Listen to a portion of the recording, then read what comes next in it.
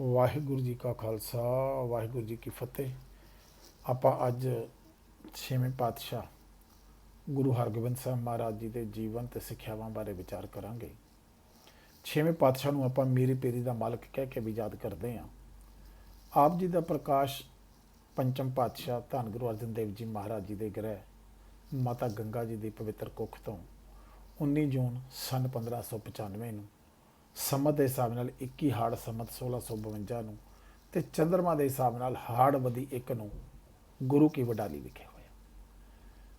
ਪਾਤਸ਼ਾਹ ਧੰਨ ਗੁਰੂ ਹਰਗੋਬਿੰਦ ਸਾਹਿਬ ਮਹਾਰਾਜ ਜੀ ਦਾ ਜਦੋਂ ਪ੍ਰਕਾਸ਼ ਹੋਇਆ, ਪੰਚਮ ਪਾਤਸ਼ਾਹ ਗੁਰੂ ਅਰਜਨ ਦੇਵ ਮਹਾਰਾਜ ਉਹਨਾਂ ਦਿਨਾਂ ਵਿੱਚ ਅੰਮ੍ਰਿਤਸਰ ਦੇ ਨਾਲ ਲੱਗਦੇ ਸ਼ਹਿਰਾਂ ਦੇ ਵਿੱਚ ਪ੍ਰਚਾਰਕ ਤੋਰੇ ਕਰਦੇ ਪਏ ਸਨ ਔਰ ਜਿੱਥੇ ਕਿਤੇ ਲੋਕਾਂ ਨੂੰ ਜ਼ਰੂਰਤ ਹੁੰਦੀ ਹੈ, ਲੋੜਵੰਦ ਨੇ, ਉਹਨਾਂ ਦੀ ਮਦਦ ਵੀ ਕਰਦੇ ਨੇ। ਆਪਾਂ ਇਤਿਹਾਸ ਵਿੱਚ ਪੜ੍ਹਦੇ ਹਾਂ, ਸੰਨ 1597 ਵਿੱਚ ਲਾਹੌਰ ਦੇ ਵਿੱਚ ਕਾਲ ਪੈ ਜਾਂਦਾ ਹੈ। ਪਾਤਸ਼ਾਹ ਪਰਿਵਾਰ ਸਮੇਤ ਉੱਥੇ ਜਾ ਕੇ ਉਹਨਾਂ ਲੋਕਾਂ ਦੀ ਮਦਦ ਕਰਦੇ ਨੇ। ਬਿਮਾਰੀ ਫੈਲਦੀ ਹੈ, ਉੱਥੇ ਜਾ ਕੇ ਮਦਦ ਕਰਦੇ ਨੇ। ਆਪਾਂ ਇਤਿਹਾਸ ਵਿੱਚ ਪੜ੍ਹਦੇ ਹਾਂ ਕਿ ਬਚਪਨ ਵਿੱਚ ਹੀ ਗੁਰੂ ਹਰਗੋਬਿੰਦ ਸਾਹਿਬ ਮਹਾਰਾਜ ਜੀ ਨੂੰ ਵੀ ਚੇਚਕ ਦੀ ਬਿਮਾਰੀ ਹੋ ਗਈ ਸੀ, ਕਿਉਂਕਿ ਗੁਰੂ ਸਾਹਿਬ ਆਪ ਜਾ ਕੇ ਸੇਵਾ ਕਰ ਰਹੇ ਨੇ ਪਰਿਵਾਰ ਸਮੇਤ।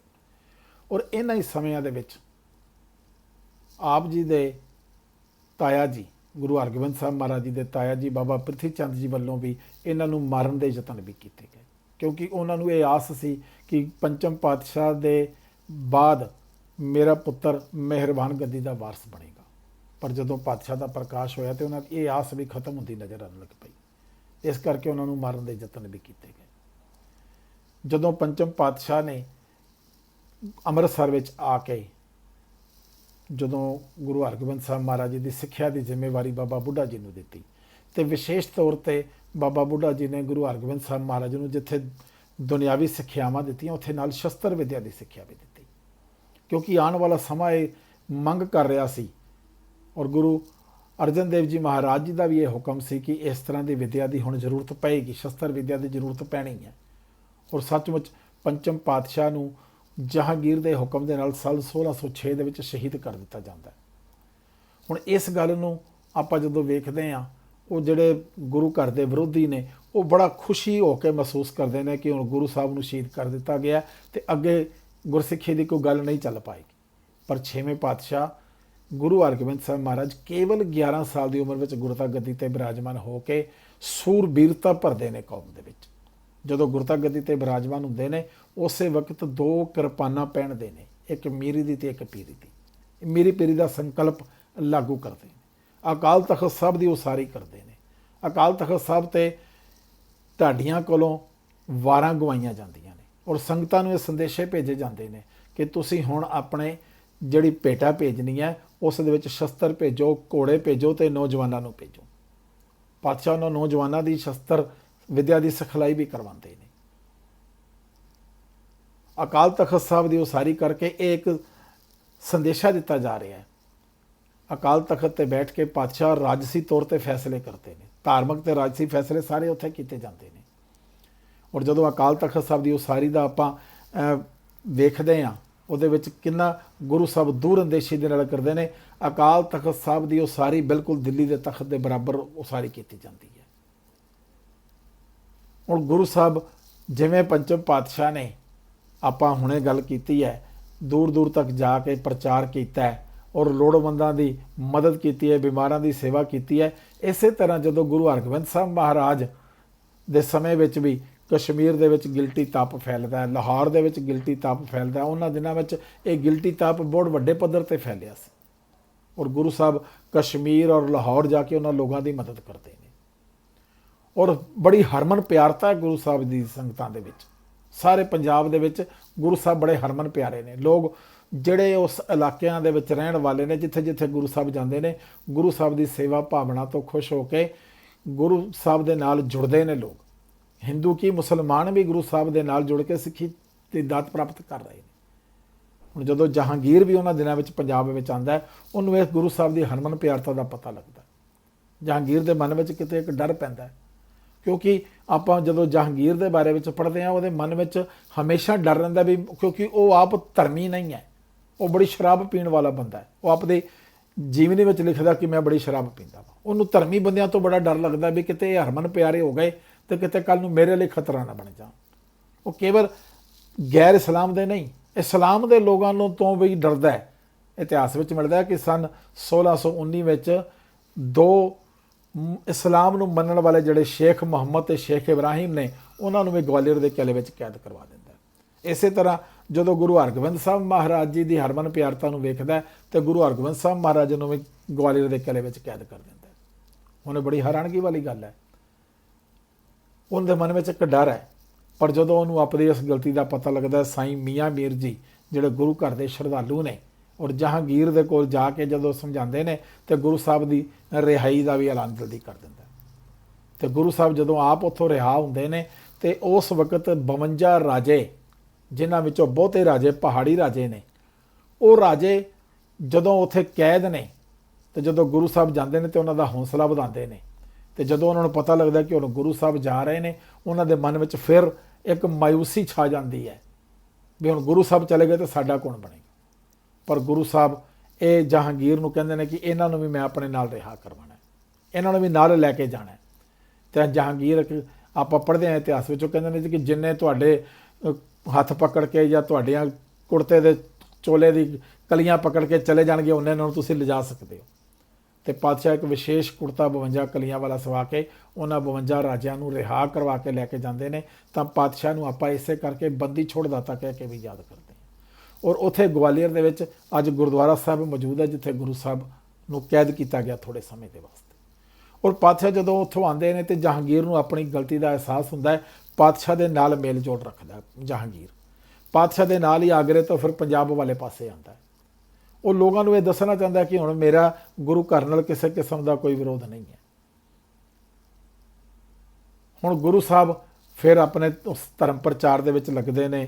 ਪਾਤਸ਼ਾਹ ਜਿੱਥੇ ਜਿੱਥੇ ਵੀ ਜ਼ਰੂਰਤ ਹੈ, ਆਪਾਂ ਇਤਿਹਾਸ ਵਿੱਚ ਪੜ੍ਹਦੇ ਹਾਂ ਕਿ ਗੁਰੂ ਹਰਗੋਬਿੰਦ ਸਾਹਿਬ ਮਹਾਰਾਜ ਗੁਰੂ ਨਾਨਕ ਸਾਹਿਬ ਤੋਂ ਬਾਅਦ ਸਭ ਤੋਂ ਲੰਬਾ ਸਮਾਂ 38 ਸਾਲ ਗੁਰਤਾ ਗਤੀ ਤੇ ਬਿਰਾਜਮਾਨ ਰਹੇ ਨੇ। 38 ਸਾਲ ਗੁਰਤਾ ਗਤੀ ਤੇ ਬਿਰਾਜਮਾਨ ਹੋ ਕੇ ਪਾਤਸ਼ਾਹ ਨੇ ਪੰਥ ਦੀ ਅਗਵਾਈ ਕੀਤੀ ਹੈ। ਤੇ ਜਦੋਂ ਪਾਤਸ਼ਾਹ ਦੇ ਆਪਾਂ ਜੀਵਨ ਨੂੰ ਪੜ੍ਹੀਏ ਤਾਂ ਪਹਿਲੀ ਵਾਰ ਸਿੱਖ ਇਤਿਹਾਸ ਵਿੱਚ 4 ਜੰਗਾਂ ਲੜਨੀਆਂ ਪਈਆਂ ਨੇ ਪਾਤਸ਼ਾਹ ਨੂੰ। ਇਸੇ ਗੱਲ ਨੂੰ ਮੁੱਖ ਰੱਖ ਕੇ ਪਹਿਲਾਂ ਹੀ ਪਾਤਸ਼ਾਹ ਨੇ ਫੌਜਾਂ ਦੀਆਂ ਤਿਆਰੀਆਂ ਕੀਤੀਆਂ ਨੇ, ਕਿਉਂਕਿ ਸਮਾਂ ਐਸਾ ਆ ਰਿਹਾ ਹੈ। ਲੋਹਗੜ੍ਹ ਦੀ ਜੰਗ, ਹਰਗੋਬਿੰਦਪੁਰ ਦੀ ਜੰਗ, ਮਹਿਰਾਜ ਦੀ ਜੰਗ ਤੇ ਕਰਤਾਰਪੁਰ ਦੀ ਜੰਗ, ਇਹ 4 ਜੰਗਾਂ ਲੜਦੇ ਨੇ ਪਾਤਸ਼ਾਹ। ਬਾਬਾ ਗੁਰਦਿੱਤਾ ਜੀ ਕੋਲੋਂ ਕੀਰਤਪੁਰ ਸ਼ਹਿਰ ਵਸਵਾਉਂਦੇ ਨੇ ਪਹਾੜਾਂ ਦੇ ਨੇੜੇ, ਤੇ ਫਿਰ ਆਪ ਵੀ ਕੀਰਤਪੁਰ ਜਾਂਦੇ ਨੇ। ਉੱਥੇ ਕੀਰਤਪੁਰ ਆਪਣੇ ਜੀਵਨ ਦਾ ਅੰਤਮ ਸਮਾਂ ਕੀਰਤਪੁਰ ਸਾਹਿਬ ਵਿਖੇ ਬਤੀਤ ਕਰਦੇ ਨੇ। ਕੀਰਤਪੁਰ ਸਾਹਿਬ ਹੀ ਆਪ ਜੀ ਉੱਥੇ ਗੁਰੂ ਹਰਰਾਏ ਸਾਹਿਬ ਮਹਾਰਾਜ ਨੂੰ ਗੁਰਤਾ ਗੱਦੀ ਦੇ ਕੇ ਤੇ ਜੋਤੀ ਜੋਤ ਸਮਾਉਂਦੇ ਨੇ। ਜਦੋਂ ਆਪਾਂ ਗੁਰੂ ਹਰਗੋਬਿੰਦ ਸਾਹਿਬ ਮਹਾਰਾਜ ਜੀ ਦਾ ਜੀਵਨ ਪੜ੍ਹਦੇ ਹਾਂ, ਗੁਰੂ ਹਰਗੋਬਿੰਦ ਸਾਹਿਬ ਮਹਾਰਾਜ ਜੀਵਨ ਵਿੱਚੋਂ ਸਾਨੂੰ ਬੜੀਆਂ ਸਿੱਖਿਆਵਾਂ ਮਿਲਦੀਆਂ ਨੇ।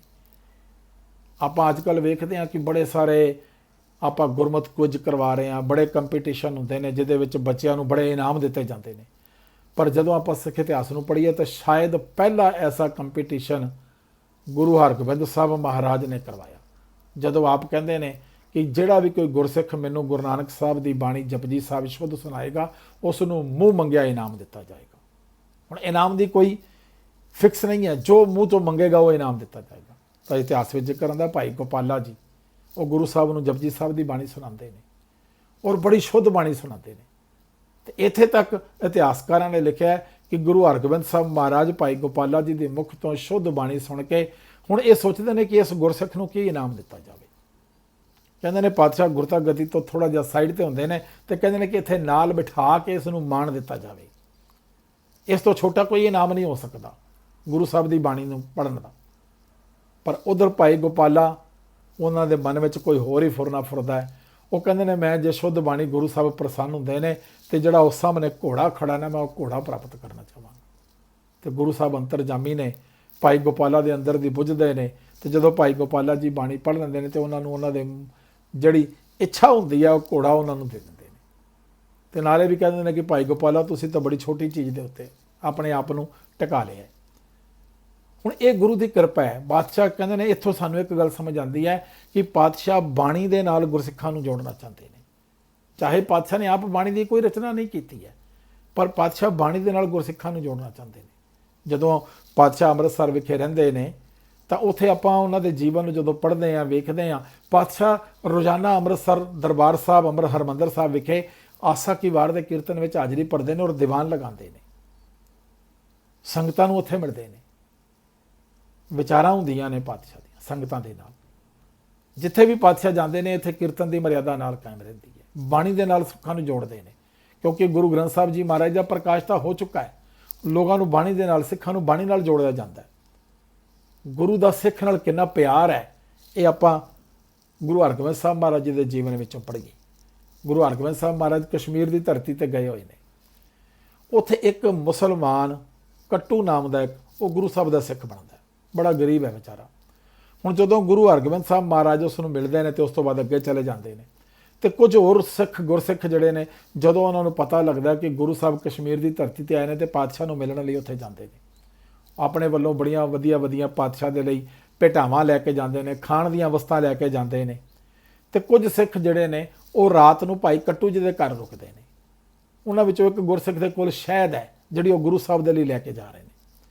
ਤੇ ਭਾਈ ਕੱਟੂ ਜੀ ਉਹਨਾਂ ਦਾ ਮਨ ਕਰ ਪੈਂਦਾ ਕਿ ਸ਼ਹਿਦ ਨੂੰ ਮੈਂ ਖਾਵਾਂ, ਤੇ ਝਿਜਕਦੇ ਉਹਨਾਂ ਕੋਲੋਂ ਆਖਰਕਾਰ ਮੰਗ ਹੀ ਲੈਂਦੇ ਨੇ ਕਿ ਇਹ ਸ਼ਹਿਦ ਜੇ ਤੁਸੀਂ ਥੋੜ੍ਹਾ ਜਿਹਾ ਮੈਨੂੰ ਖਵਾਓ, ਮੇਰਾ ਦਿਲ ਕਰਦਾ ਪਿਆ। ਪਰ ਉਹ ਕਹਿੰਦੇ ਨਹੀਂ, ਇਹ ਗੁਰੂ ਸਾਹਿਬ ਲਈ ਲੈ ਕੇ ਜਾ ਰਹੇ ਹਾਂ, ਕਿਸੇ ਦੇ ਹੋਰ ਪਹਿਲਾਂ ਨਹੀਂ ਕੋਈ ਖਾ ਸਕਦਾ, ਇਹ ਗੁਰੂ ਸਾਹਿਬ ਨੂੰ ਜਾ ਕੇ ਦਿੱਤੀ ਜਾਏਗੀ। ਜਦੋਂ ਗੁਰੂ ਸਾਹਿਬ ਦੇ ਜਾ ਕੇ ਅੱਗੇ ਸ਼ਹਿਦ ਭੇਟ ਕਰਦੇ ਨੇ ਤਾਂ ਗੁਰੂ ਸਾਹਿਬ ਇਨਕਾਰ ਕਰ ਦਿੰਦੇ ਨੇ, ਉਹ ਸ਼ਹਿਦ ਨੂੰ ਪ੍ਰਵਾਨ ਨਹੀਂ ਕਰਦੇ। ਕਹਿੰਦੇ ਜਦੋਂ ਮੇਰਾ ਮਨ ਕੀਤਾ ਸੀ, ਜਦੋਂ ਮੈਂ ਭਾਈ ਕੱਟੂ ਦੇ ਰੂਪ ਵਿੱਚ ਉਸ ਨੂੰ ਮੰਗਿਆ ਸੀ ਤਾਂ ਤੁਸੀਂ ਉਸ ਵੇਲੇ ਦਿੱਤਾ ਨਹੀਂ। ਤਾਂ ਉਹ ਬੜਾ ਪਛਤਾਉਂਦੇ ਨੇ। ਫਿਰ ਵਾਪਸ ਜਾ ਕੇ ਭਾਈ ਕੱਟੂ ਜੀ ਨੂੰ ਉਹ ਸ਼ਹਿਦ ਛਕਾਉਂਦੇ ਨੇ, ਫਿਰ ਗੁਰੂ ਸਾਹਿਬ ਉਸ ਸ਼ਹਿਦ ਨੂੰ ਪ੍ਰਵਾਨ ਕਰਦੇ ਨੇ। ਸੋ ਗੁਰੂ ਤੇ ਸਿੱਖ ਦਾ ਇਹ ਪਿਆਰ ਹੈ। ਇੱਕ ਸਾਖੀ ਆਪਾਂ ਹੋਰ ਗੁਰੂ ਸਾਹਿਬ ਜੀ ਦੇ ਜੀਵਨ ਵਿੱਚੋਂ ਆਮ ਤੌਰ ਤੇ ਪੜ੍ਹਦੇ ਹਾਂ। ਚੱਬਾ ਪਿੰਡ ਅੰਮ੍ਰਿਤਸਰ ਜ਼ਿਲ੍ਹੇ ਦੇ ਵਿੱਚ ਹੈ। ਉੱਥੋਂ ਦੇ ਰਹਿਣ ਵਾਲੀ ਇੱਕ ਮਾਤਾ ਸੁਲੱਖਣੀ, ਉਹਦੀ ਉਮਰ ਬੜੀ ਵੱਡੀ ਹੋ ਗਈ ਹੈ, ਪਰ ਘਰ ਵਿੱਚ ਕੋਈ ਔਲਾਦ ਨਹੀਂ ਹੈ। ਬੜਿਆਂ ਕੋਲੋਂ ਦਾਤਾ ਮੰਗਦੀ ਹੈ ਪਰ ਪ੍ਰਾਪਤੀ ਨਹੀਂ ਹੁੰਦੀ। ਗੁਰੂ ਸਾਹਿਬ ਕੋਲ ਆਉਂਦੀ ਹੈ। ਮਹਾਰਾਜ ਕਹਿੰਦੇ ਮਾਤਾ ਤੇਰੇ ਭਾਗਾਂ 'ਚ ਹੀ ਨਹੀਂ ਲਿਖੀ ਹੋਈ। ਨਿਰਾਸ਼ ਹੋ ਕੇ ਵਾਪਸ ਜਾਂਦੀ ਹੈ। ਅੱਗੋਂ ਭਾਈ ਗੁਰਦਾਸ ਜੀ ਮਿਲਦੇ ਨੇ। ਭਾਈ ਗੁਰਦਾਸ ਜੀ ਕਹਿੰਦੇ ਨੇ ਕੀ ਗੱਲ? ਤੇ ਫਿਰ ਦੱਸਦੀ ਹੈ ਵੀ ਇਹ ਗੱਲ ਹੋਈ ਹੈ। ਤੇ ਮੈਨੂੰ ਕਹਿੰਦੇ ਤੂੰ ਮੰਗ, ਗੁਰੂ ਸਾਹਿਬ ਨੂੰ ਕਹਿ ਜੇ ਭਾਗਾਂ 'ਚ ਨਹੀਂ ਲਿਖੀ ਤੇ ਲਿਖ ਦਿਓ। ਗੁਰੂ ਸਾਹਿਬ ਲਿਖਣਗੇ। ਗੁਰੂ ਸਾਹਿਬ ਇਸ ਬੇਨਤੀ ਨੂੰ ਪ੍ਰਵਾਨ ਕਰਨਗੇ, ਨਿਰਾਸ਼ ਨਹੀਂ ਕਰਨਗੇ। ਹੁਣ ਉਹ ਮਾਤਾ ਬੜੇ ਉੱਥੇ ਜਾਂਦੀ ਹੈ ਗੁਰੂ ਸਾਹਿਬ ਦੇ ਕੋਲ ਦੁਬਾਰਾ। ਤੇ ਇਤਿਹਾਸ ਵਿੱਚ ਲਿਖਿਆ, ਉਹ ਕਵੀ ਨੇ ਆਪਣੇ ਕਵਿਤਾ ਦੇ ਰੂਪ ਵਿੱਚ ਛੋਟਾ ਜਿਹਾ ਸ਼ੇਅਰ ਕਰਕੇ ਲਿਖਿਆ।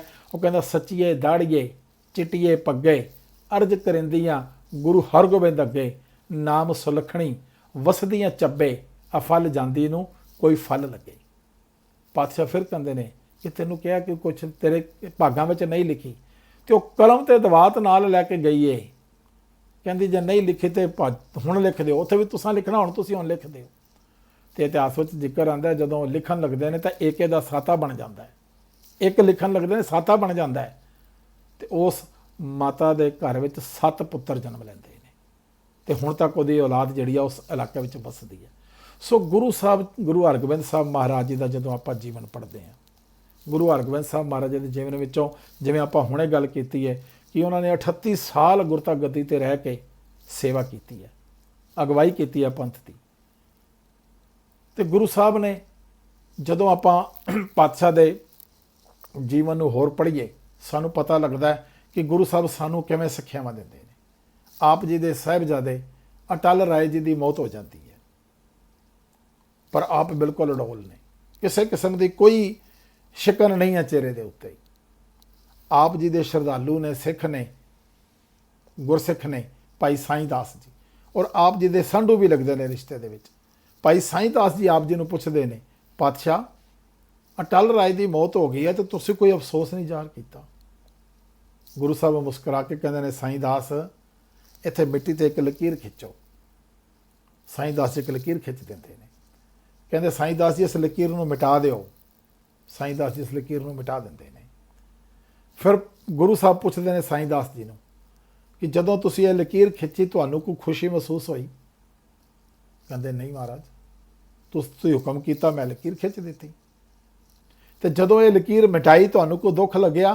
ਕਹਿੰਦੇ ਮਹਾਰਾਜ ਤੁਸੀਂ ਹੁਕਮ ਕੀਤਾ, ਮੈਂ ਤੁਹਾਡੇ ਹੁਕਮ ਵਿੱਚ ਲਕੀਰ ਮਿਟਾ ਦਿੱਤੀ। ਕਹਿੰਦੇ ਬਸ ਇਸੇ ਤਰ੍ਹਾਂ ਹੀ ਉਸ ਹੁਕਮ ਦੇ ਵਿੱਚ, ਪਰਮਾਤਮਾ ਦੇ ਹੁਕਮ ਵਿੱਚ ਅਟਲ ਰਾਏ ਇੱਥੇ ਆਇਆ ਸੀ ਤੇ ਉਹਦੇ ਹੁਕਮ ਵਿੱਚ ਹੀ ਇੱਥੋਂ ਚਲਾ ਗਿਆ। ਤੇ ਫਿਰ ਖੁਸ਼ੀ ਕਾਹਦੀ ਤੇ ਗਮੀ ਕਾਹਦੀ। ਸੋ ਗੁਰੂ ਸਾਹਿਬ ਸਾਨੂੰ ਇਹ ਭਾਣਾ ਮੰਨਣ ਦੀ ਜਾਚ ਸਿਖਾ ਰਹੇ ਨੇ। ਪਾਤਸ਼ਾਹ ਸਾਨੂੰ ਇਹ ਸਿਖਾ ਰਹੇ ਨੇ ਕਿ ਕਿਵੇਂ ਗੁਰੂ ਅਕਾਲ ਪੁਰਖ ਦੇ ਹੁਕਮ ਵਿੱਚ ਅਸੀਂ ਰਹਿਣਾ ਹੈ। ਗੁਰੂ ਸਾਹਿਬ ਦੇ ਜੀਵਨ ਨੂੰ ਅਸੀਂ ਪੜ੍ਹਦੇ ਹਾਂ, ਗੁਰੂ ਸਾਹਿਬ ਦੇ ਜੀਵਨ ਨੂੰ ਪੜ੍ਹੀਏ, ਵਿਚਾਰੀਏ। ਬਹੁਤ ਕੁਝ ਸਾਨੂੰ ਮਿਲਦਾ ਗੁਰੂ ਸਾਹਿਬ ਦੇ ਜੀਵਨ ਵਿੱਚੋਂ। ਗੁਰੂ ਸਾਹਿਬ ਨੇ, ਆਪਾਂ ਜਦੋਂ ਗੱਲ ਕਰਦੇ ਹਾਂ, ਗੁਰੂ ਸਾਹਿਬ ਦਾ ਹੀ ਆਪਣਾ ਇੱਕ ਸਿੱਖ ਬਣਿਆ ਗੁਰੂ ਸਾਹਿਬ ਦੇ ਕੋਲ। ਭਾਵੇਂ ਨਾਮ ਉਹਦਾ ਪੈਂਦੇ ਖਾਨ ਹੀ ਹੈ, ਪਰ ਗੁਰੂ ਸਾਹਿਬ ਕੋਲ ਆਇਆ, ਬੜਾ ਬਹਾਦਰ ਹੈ, ਗੁਰੂ ਸਾਹਿਬ ਦੇ ਕੋਲ ਰਿਹਾ। ਗੁਰੂ ਸਾਹਿਬ ਨੇ ਉਹਨੂੰ ਆਪਣੀ ਫੌਜ ਵਿੱਚ ਭਰਤੀ ਕੀਤਾ।